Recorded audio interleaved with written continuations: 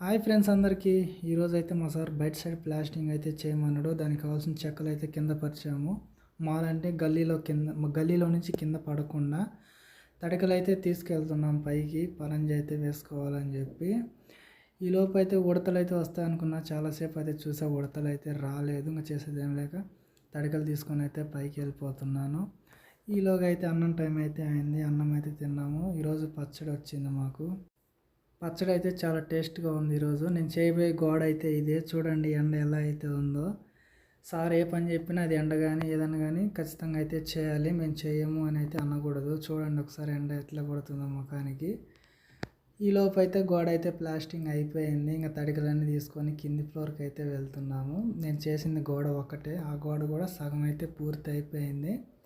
చూడండి చెక్కట పట్టడం కూడా అయితే అయిపోయింది. ఈలోపు అయితే మాకు ఛాయ్ వచ్చింది. ఈలోపు నేను వేరే గోడకైతే వేసుకున్నాను.